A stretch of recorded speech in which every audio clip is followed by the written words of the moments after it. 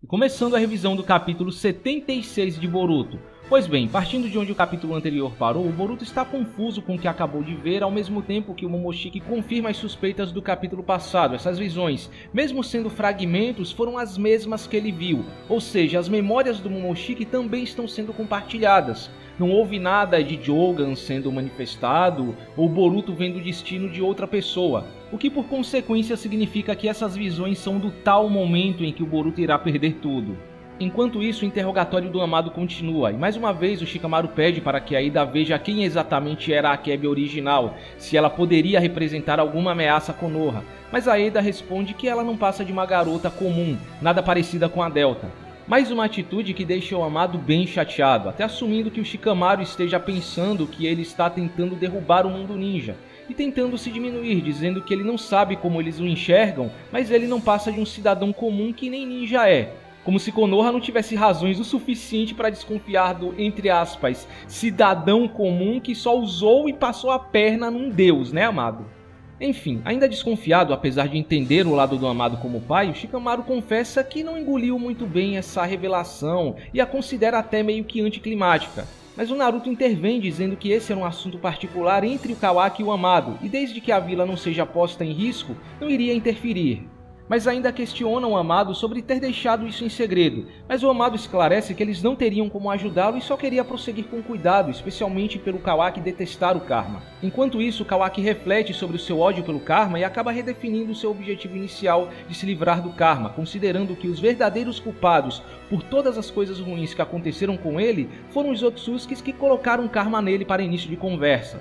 Se não fosse por eles, ele não teria sofrido tanto e nem a vida do Naruto teria sido ameaçada. Uma fala que aparentemente deixa alguns personagens ali meio abalados, especialmente o Shikamaru pela expressão que ele acaba tendo.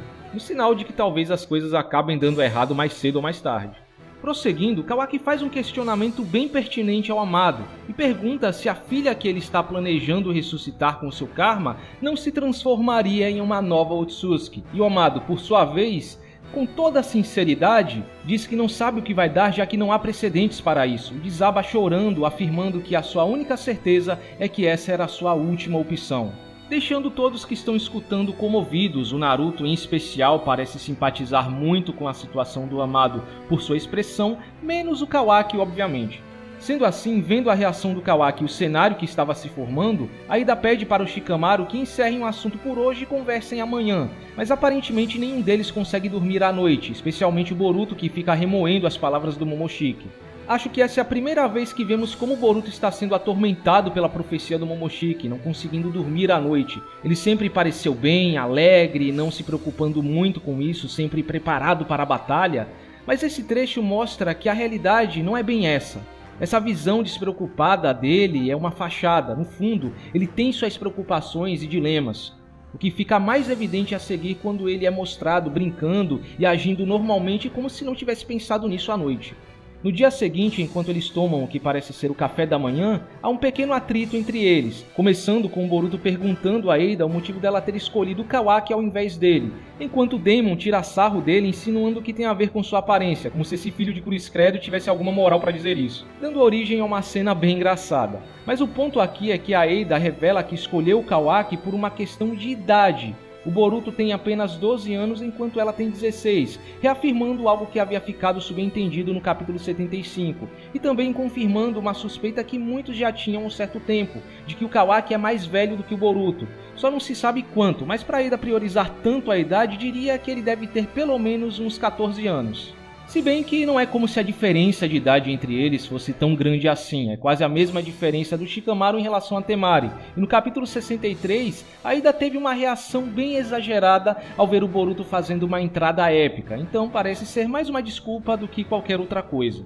E logo em seguida, o Kawaki também começa a julgar a Aida pelo fato dela ter feito uma aliança com Kodo para se aproximar dele, por fim chegando à conclusão de que ela aceitou dar o Boruto como sacrifício em troca da segurança dele, ou do contrário, essa aliança nunca seria possível. Mas por sua vez, a Aida parece não ouvir o que ele diz, ela só consegue pensar no fato dele ter dito seu nome.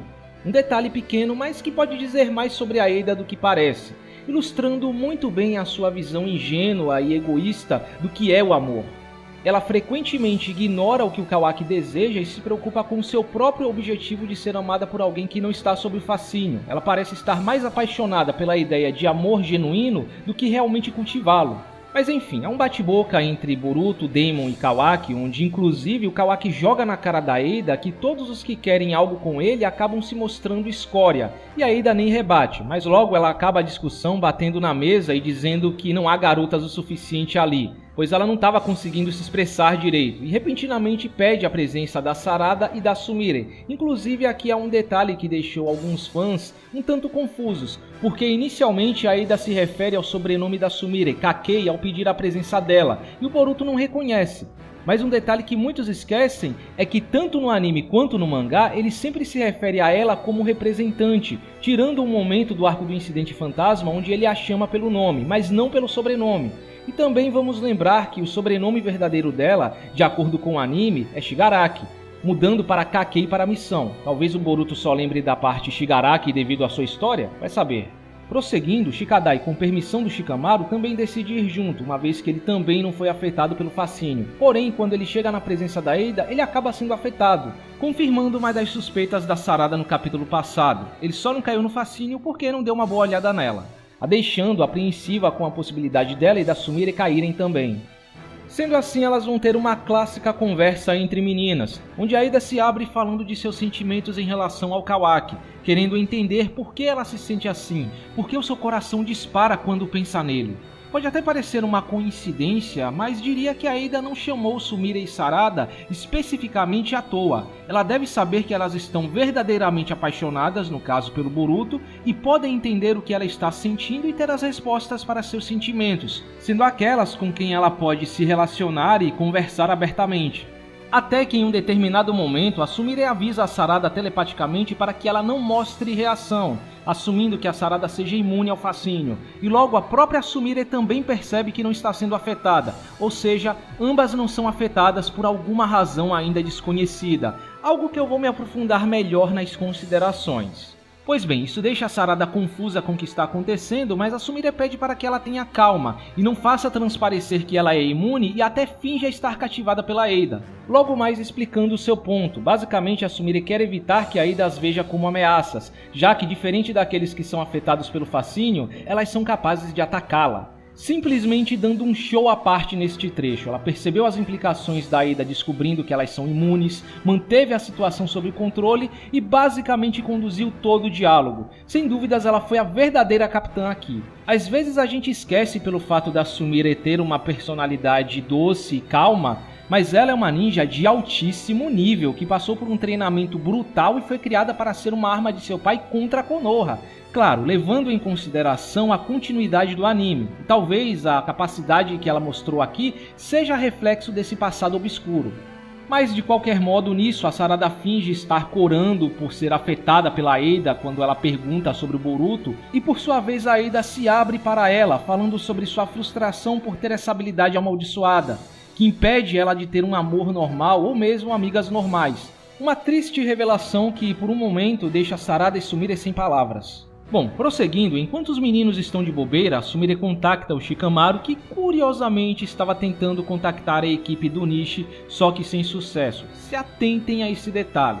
Ela explica toda a situação e, em paralelo, a Sarada mantém a sua conversa com a Eida, propondo que elas sejam amigas normais, por mais que ainda não possam ser melhores amigas e que ela não seja uma Otsutsuki.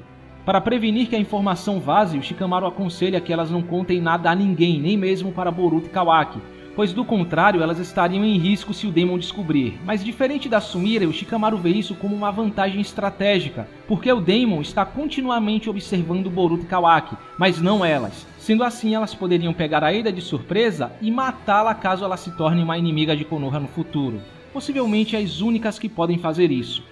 É interessante destacar aqui o nível de frieza que o Shikamaru mostrou ter. É impressionante como, ao mesmo tempo que a Sarada estava falando sobre ser amiga da Eida, ele estava pensando em uma contingência, considerando a possibilidade de matá-la se necessário, sem considerar outras opções. Não que ele esteja errado, mas não é assim que Konoha faz as coisas.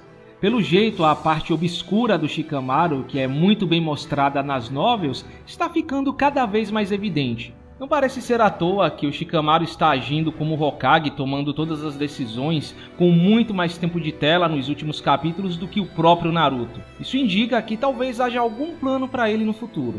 E chegando ao final do capítulo, mais uma vez os pensamentos do Momoshiki acabam vazando para o Boruto, só que dessa vez ele parece ter descoberto a origem do fascínio, o que exatamente ele é. Mas antes que o Boruto consiga mais informações, o Momoshiki simplesmente esvazia sua mente e não revela nada.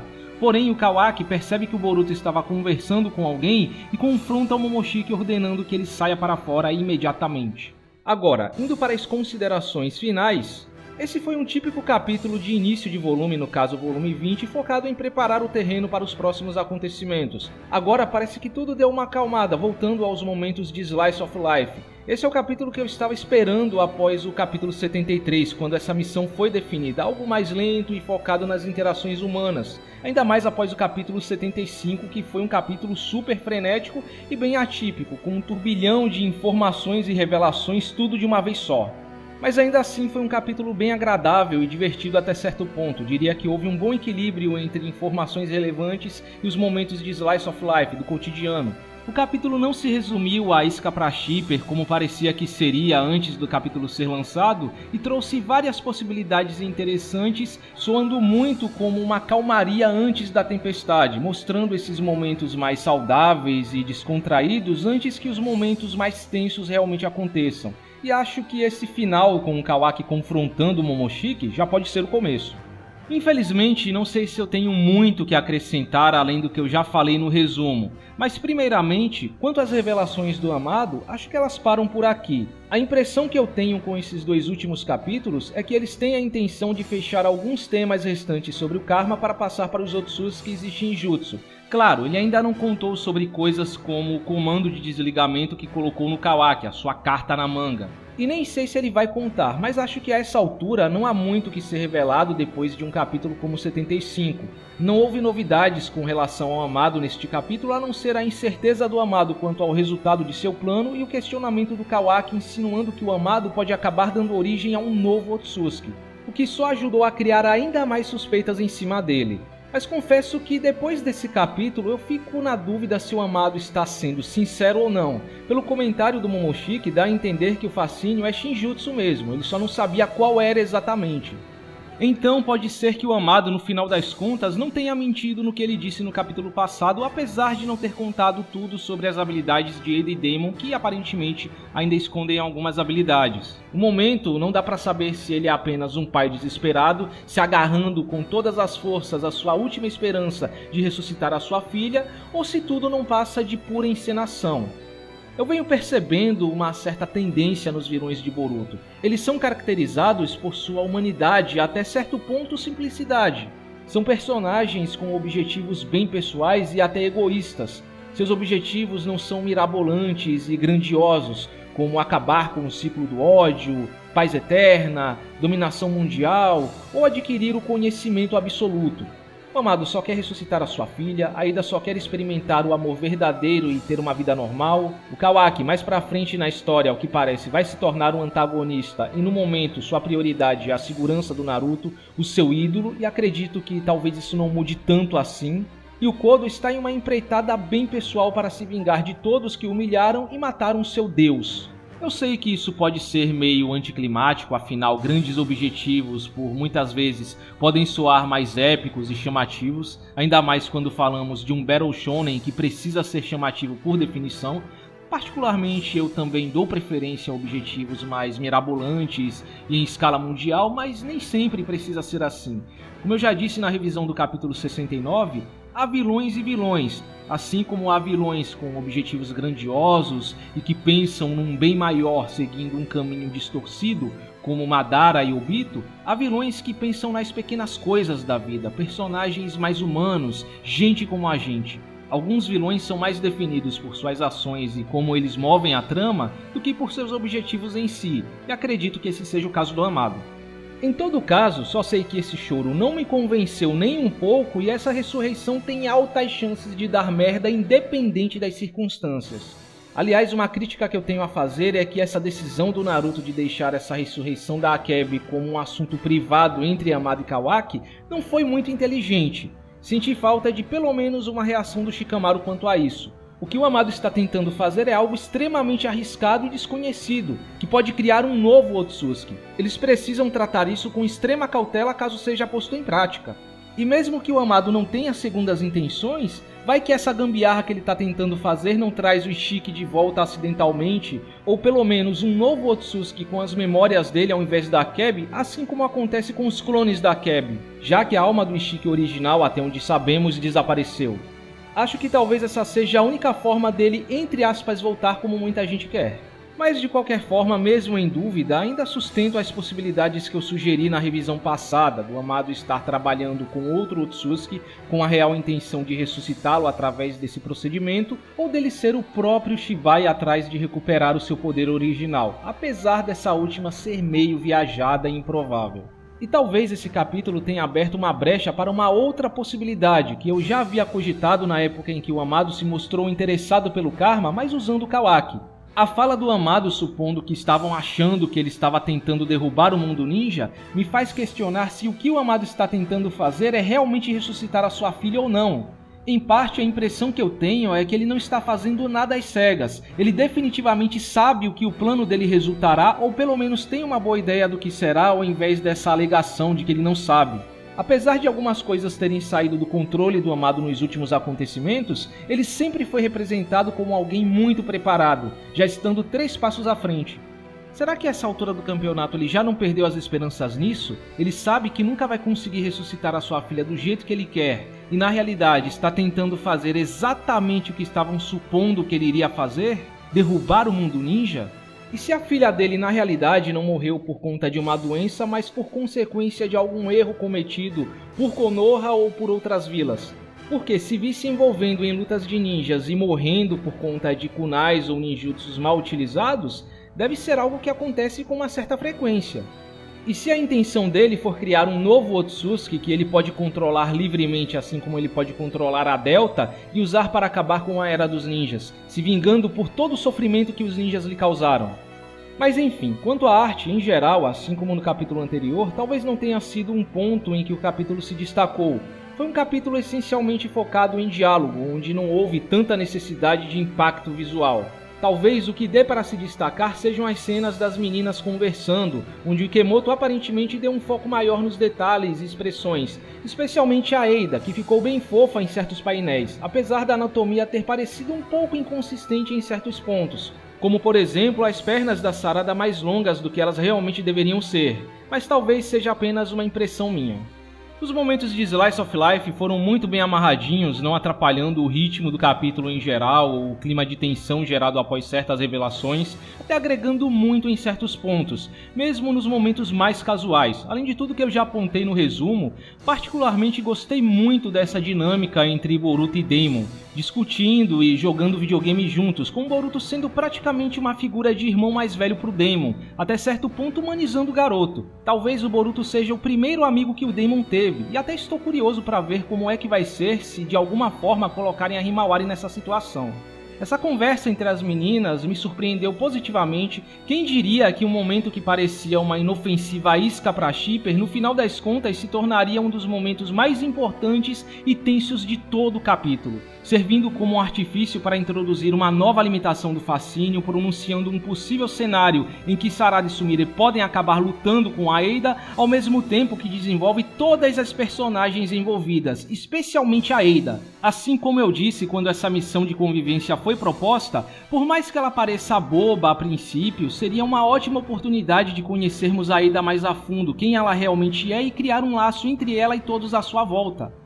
Aos olhos de muitos, essa conversa de travesseiro entre meninas pode parecer algo bobo e desnecessário, não mais do que uma isca para Shipper. Tanto que no contexto da própria história, Sarada considerou essa fixação da Eida em amar alguém algo meio idiota. Mas ao meu ver, isso serve para mostrar como a Eida é solitária e carente de uma atenção genuína. Ela sente a necessidade de ser uma garota normal, que tem amigas e conversa sobre garotos e sentimentos. Por dentro dessa casca que ela tenta passar para os outros, ela não passa de uma criança, de uma adolescente pura de 16 anos, como qualquer outra.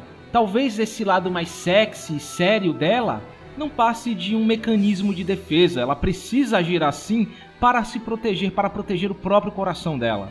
É natural que ela fique confusa com apenas uma mera interação com o Kawaki. É pela emoção de finalmente ter a chance de interagir normalmente com outras pessoas. Talvez ela nem realmente goste do Kawaki. Como eu já sugeri, talvez ela apenas esteja confundindo seus sentimentos pela falta de interação. Acho que o que faltava na personagem era exatamente isso, algo para fazer com que os leitores criem alguma empatia por ela, mostrando quem ela realmente é, qual o seu drama pessoal, que não se resume a apenas conseguir um namorado. Essa habilidade impede que ela tenha relações humanas genuínas. Aqui o Kishimoto nos está fazendo simpatizar com a Ada como pessoa, ao invés de apenas um mero dispositivo da trama.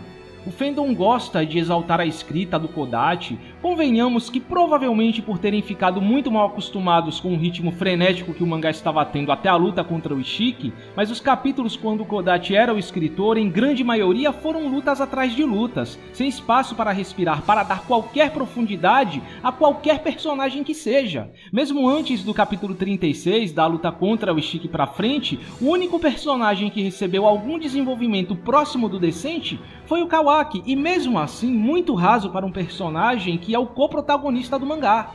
Enquanto os capítulos do Kishimoto, mesmo que por vezes sejam lentos para um mangá mensal ou tenham decisões questionáveis como o capítulo 73, tem mais caracterização e interação entre os personagens.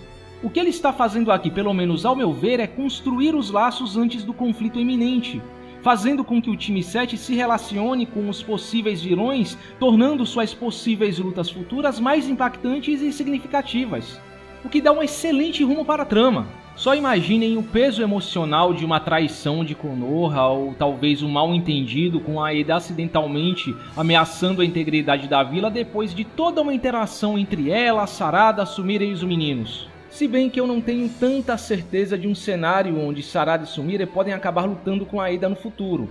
Não esqueçam que ela foi estabelecida como uma não combatente. Até onde sabemos, ela só sabe taijutsu básico, por mais que talvez ela ainda tenha outras habilidades que ela esconde.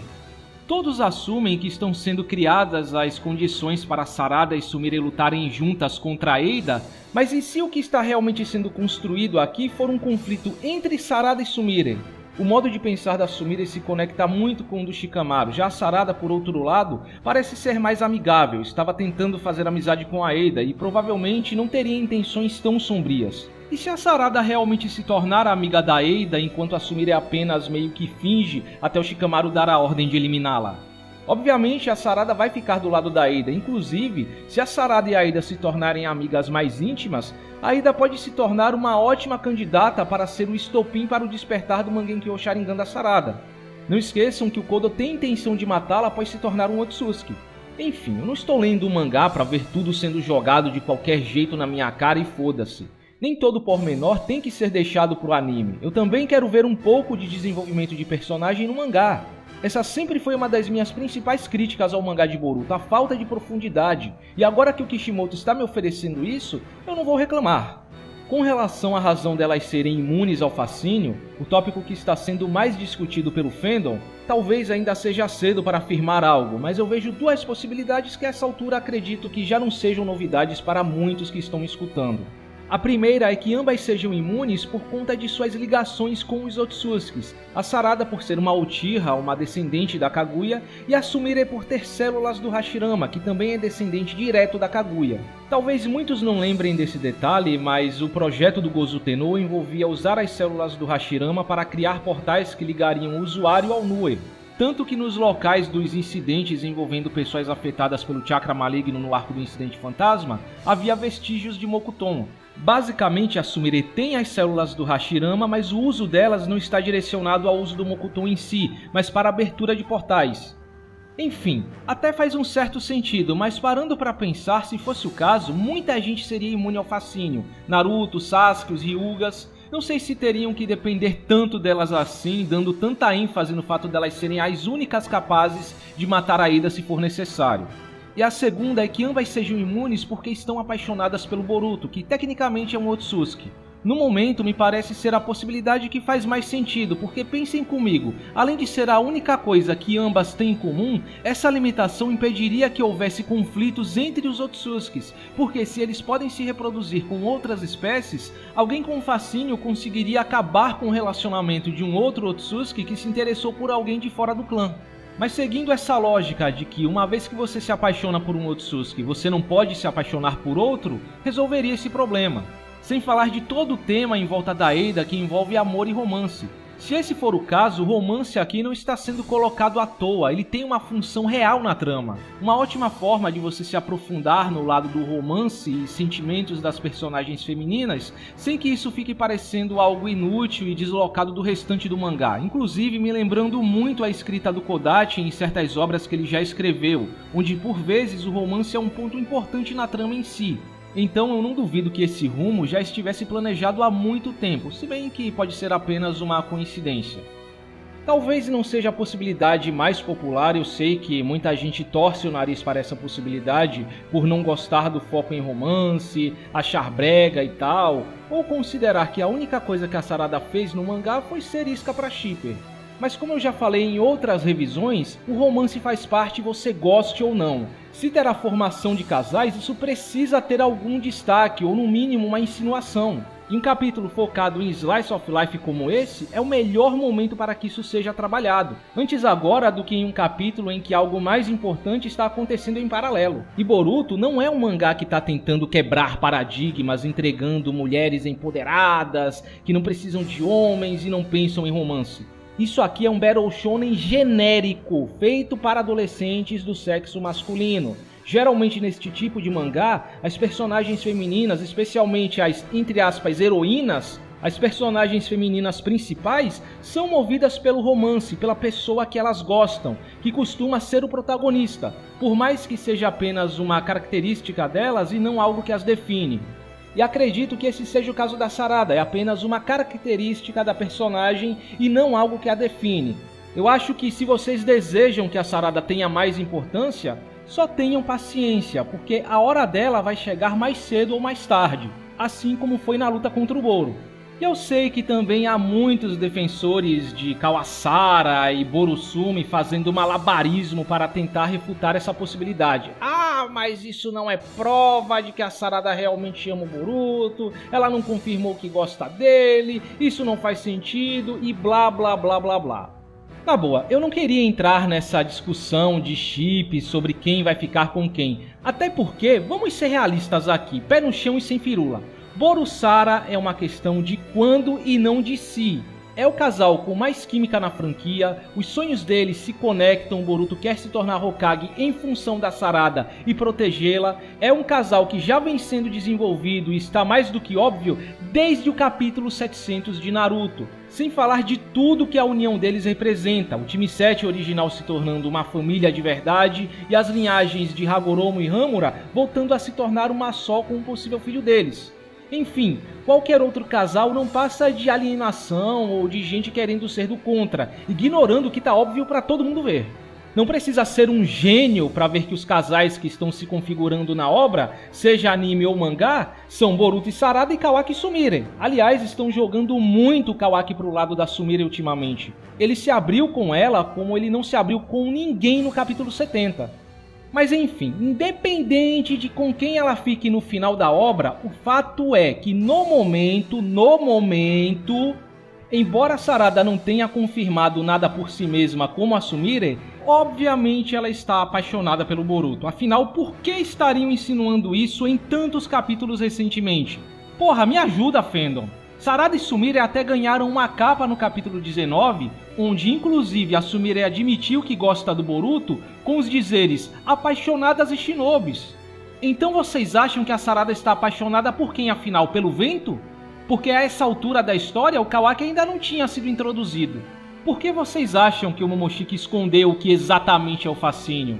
Isso foi feito, muito provavelmente, para deixar essa questão no ar e não revelar na cara que a Sarada gosta do Boruto. Até porque essa é uma confissão que tem que vir dela. Se não for isso, é o que então? Por último, com relação a essa mudança de objetivo do Kawaki e suas implicações para o futuro da obra, eu entendo que talvez alguns estejam incomodados com o fato do Kawaki estar mudando toda hora a sua visão e objetivos com relação ao karma. Uma hora ele quer se livrar do karma, na outra ele aceita o karma apesar de ainda odiá-lo, e agora ele percebe que o problema não é o karma em si, mas sim os Otsutskis. Mas eu diria que isso é algo que vem sendo construído há um certo tempo. O Kawaki sempre foi retratado em conflito com o seu karma. Ele só parou de olhar isso como a razão de todo o seu sofrimento e mais como uma ferramenta de fato. E também vejo que isso cria um ótimo paralelo entre ele e o Kodo. Enquanto o Kawaki odeia os Otsutskis, o Kodo os venera como deuses, reforçando ainda mais a noção de rivalidade entre eles, pelo menos do Kodo em relação ao Kawaki. Além de dar base para alguns cenários bem interessantes e quem sabe para objetivos subsequentes. Talvez o Kawaki acabe viajando para outras dimensões atrás dos Otsutskis, o que seria uma ótima razão para ele deixar a vila em algum momento e com o tempo escalonando esse objetivo para tudo que está relacionado aos Otsutskis e o Shinjutsu, o que consequentemente inclui o ninjutsu e os ninjas, que de certa forma se originaram deles, assumindo que só assim ele pode deixar o sétimo e o mundo ninja realmente seguros, destruindo a fonte de todas as suas mazelas, o ninjutsu e o chakra. O que daria muito sentido para aquela fala do Kawaki no pós-time skip no capítulo 1 sobre a Era dos Ninjas ter acabado.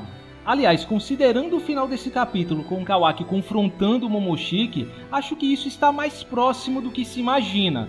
Esse pode ser o começo da queda do relacionamento entre Boruto e Kawaki. No momento ele só está começando a direcionar o seu ódio para os Otsutskis, mas certamente não vai demorar para ele começar a direcionar esse ódio para Boruto e Momoshiki, especialmente agora. Enquanto a alma do Momoshiki estiver no corpo do Boruto, ele sempre será uma ameaça do ponto de vista do Kawaki. E não me parece que o Kawaki está olhando para o Boruto com a melhor das intenções. Talvez matar o Momoshiki / Boruto seja o primeiro passo de sua empreitada. Só não tenho muita certeza se isso vai acontecer agora, pois a saída do Kawaki da vila significa a saída da Eida, a menos que ela continue na vila por consideração à recente amizade que formou com a Sarada. De qualquer forma, acho que ainda há necessidade de uma convivência mais longa antes que eles cheguem àquele suposto futuro visto pelo Boruto. Ou quem sabe aquilo acontece num contexto completamente diferente, como por exemplo numa invasão do Kodo a Konoha. Não vou mentir que ainda acho meio improvável que o Kodo ataque Konoha agora. Talvez ele acabe ficando pro pós-time skip. O Kodo teria que lidar com muita gente poderosa e eu não sei se os Minions dão conta. Mas não posso negar que essa ausência dele desde o capítulo 72 tá muito estranha, e o detalhe do Shikamaru não ter conseguido se comunicar com a equipe do Nishi, aquele ninja random que virou piada no capítulo 61, passa muito a impressão de que algo não está certo. Sem falar que, como eu já disse na revisão passada, já fazem mais de 10 capítulos que não há uma grande luta propriamente dita, e acho que já está passando da hora de alguma acontecer. Bom, então é isso, espero que tenham gostado da revisão e nos vemos no próximo vídeo.